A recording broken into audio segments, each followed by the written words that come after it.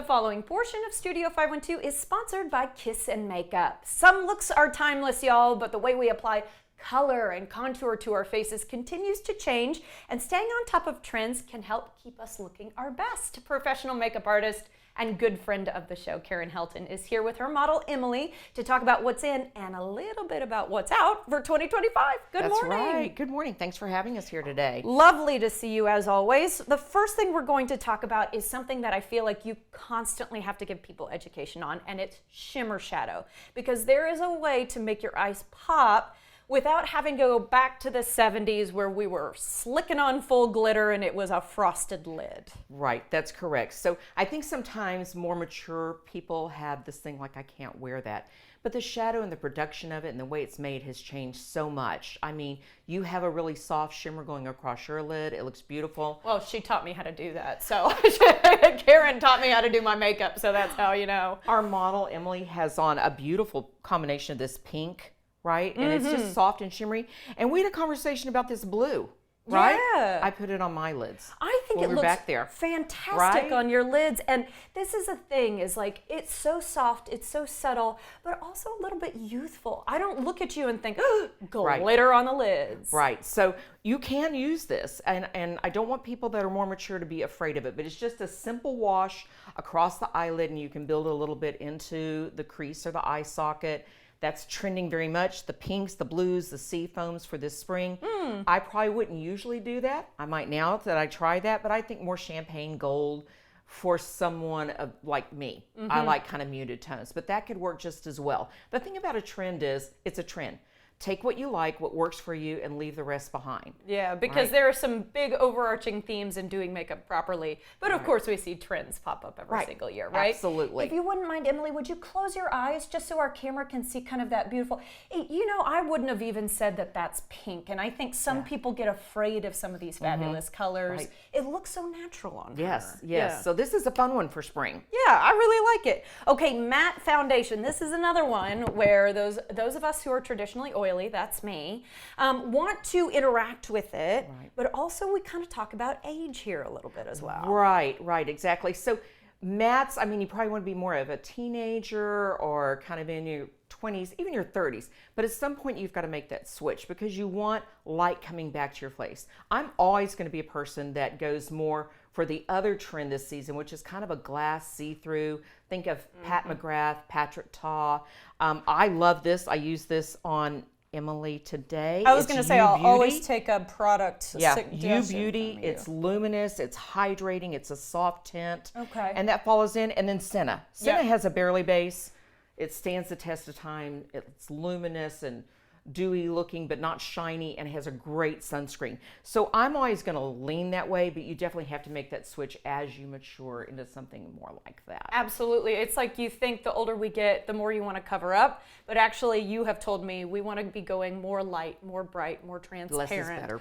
Less is better. Okay. What about brows?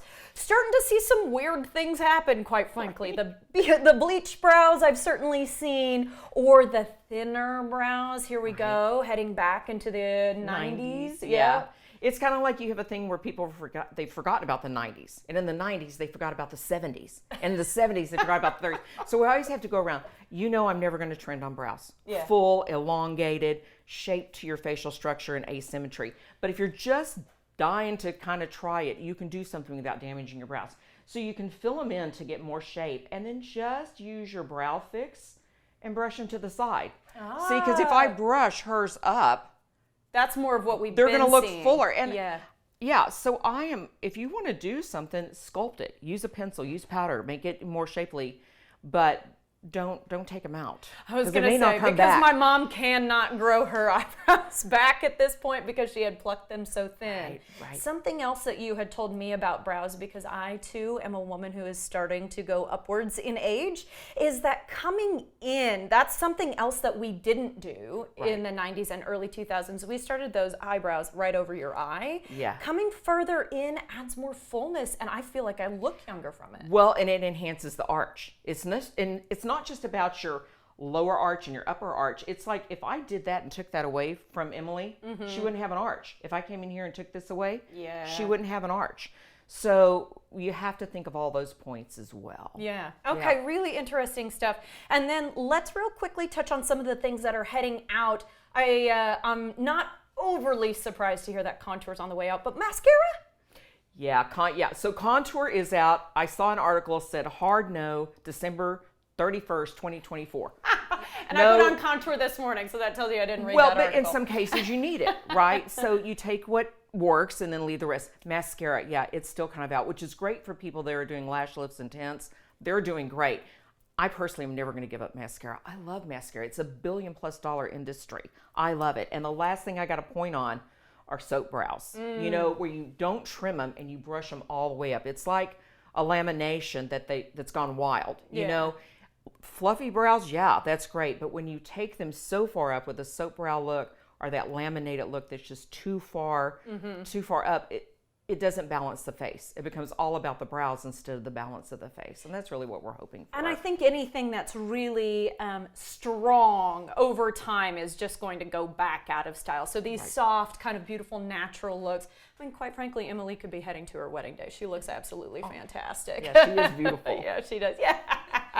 All right, real quickly, Karen, you're now in 2 places, so I want to make sure people know where they can find you. Yes, so one location is Deco Blue Salon on Jefferson Street. It's between Shoal Creek and 35th, close to Mopac.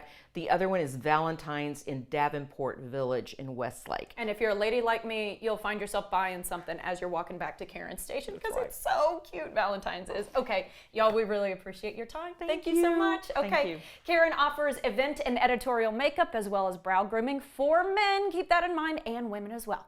Book her services at kissinmakeup.com. The preceding portion of Studio 512 was sponsored by Kiss and Makeup.